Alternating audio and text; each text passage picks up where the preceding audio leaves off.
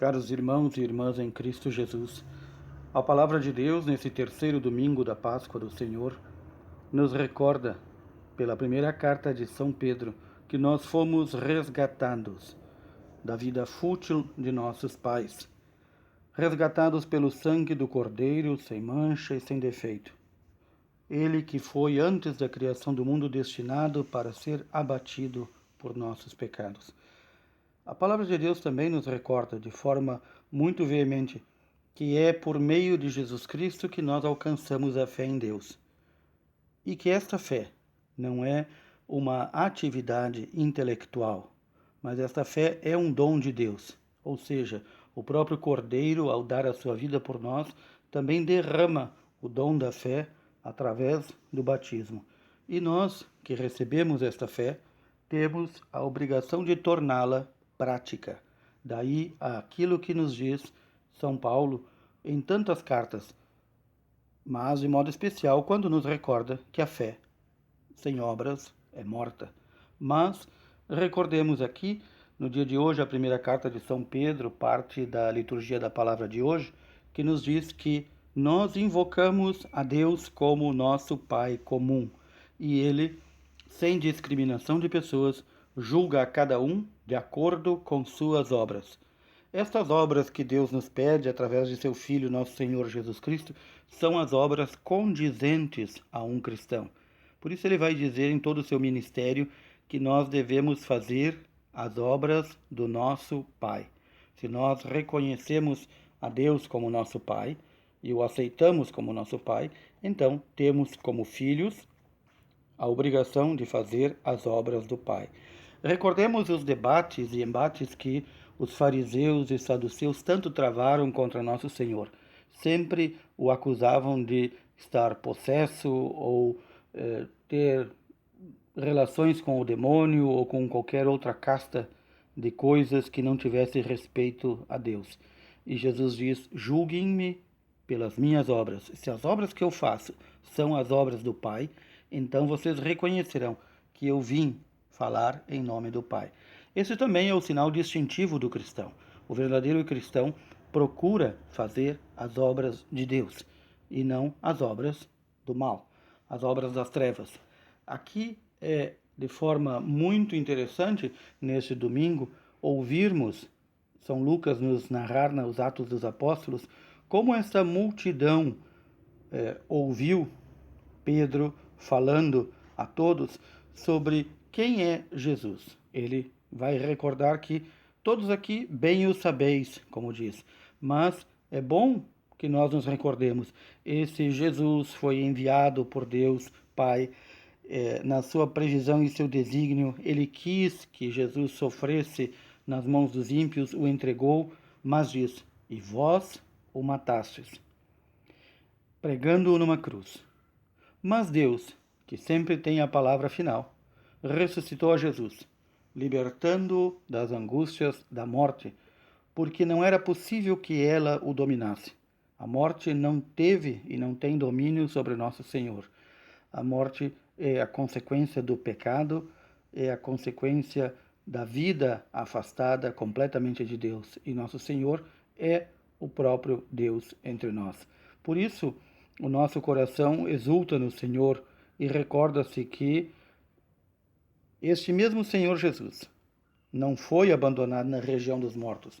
A sua carne não conheceu a corrupção. A partir do desígnio de Deus, desde o início da palavra de Deus, nós podemos verificar isto. Toda a palavra de Deus fala da vinda do Messias e de o que ele deveria sofrer por amor a nós, para nos resgatar com o seu sangue. São Pedro vai dizer claramente: de tudo isso que nós vimos, ouvimos, presenciamos, nós somos testemunhas. Aqui vem uma das coisas, ou um dos atos relacionado às obras. O cristão, além de procurar fazer as obras do Pai, deve também testemunhar com sua vida, com sua palavra, com sua ação, a ressurreição de nosso Senhor.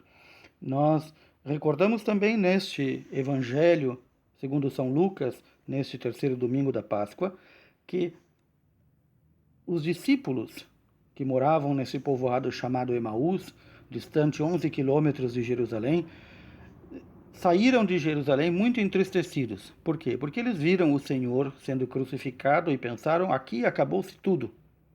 Acabou-se todos os planos que tínhamos para colocá-lo como rei de Israel e restaurar o reino. O Senhor vai ao encontro deles e pergunta: o que ides conversando pelo caminho?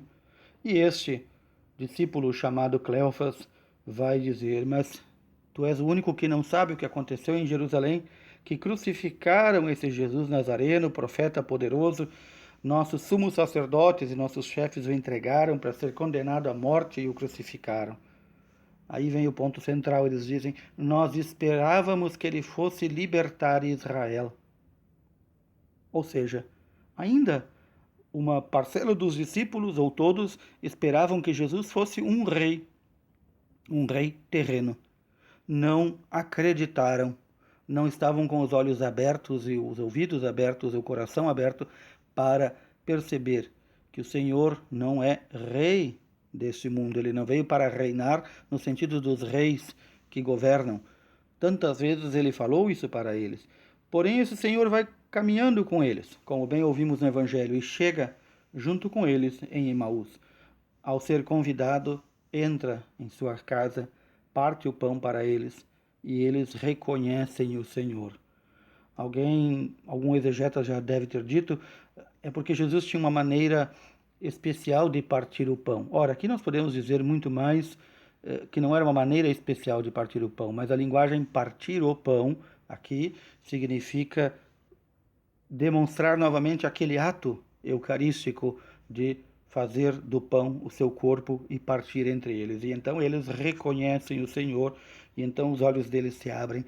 E anteriormente eles já haviam recebido toda esta catequese, na qual o Senhor mostra para eles que em toda a Sagrada Escritura ela faz referência a Ele. E então, o que fazem esses discípulos? Alegram-se, muito bem, mas não ficam apenas na alegria para eles. Eles haviam caminhado 11 quilômetros de Jerusalém a Emaús. E o que eles fazem? No mesmo instante, após o Senhor desaparecer da vista deles, eles voltam estes 11 quilômetros para contar aos discípulos: nós vimos o Senhor. O Senhor nos confirmou, Ele está vivo. O Senhor ressuscitou verdadeiramente, diz São Lucas. Então os dois contaram o que tinha acontecido no caminho e como tinham reconhecido Jesus ao partir o pão. Após ouvir essa explicação de Jesus, eles dizem: não ardia o nosso coração quando ouvíamos Ele nos falar da Sagrada Escritura e que ela toda faz referência a Ele. Pois então o nosso coração também, caríssimos irmãos e irmãs, deve arder pelo Senhor. Nossa fé não deve ser uma coisa murcha, seca. Não deve ser também levada pelo vento da necessidade de alguma compensação psicológica, de dizer: eu me sinto bem, então agora eu vou apresentar o Senhor aos outros. Ou buscar o Senhor quando temos necessidade. O Senhor está conosco. Ele não está fora deste mundo. Ele está conosco, ressuscitado, vivo, em sua igreja. E Ele quer, e Ele conta conosco, que façamos as obras que Ele nos pede. E essas obras incluem as obras do Pai, anunciar a todos que Jesus ressuscitou, que a morte não teve a palavra final sobre a vida dele e que Ele está vivo entre nós. Roguemos, caríssimos irmãos e irmãs, neste domingo, que o Senhor nos dê este ardor no coração, para que jamais percamos este ardor, porque uma comunidade, uma igreja morta, doente, que não anuncia a ressurreição do Senhor, não é capaz de recordar-se mais do grande amor que Ele teve para conosco e, neste amor, derramou toda a sua vida e sua graça sobre nós. Louvado seja nosso Senhor Jesus Cristo.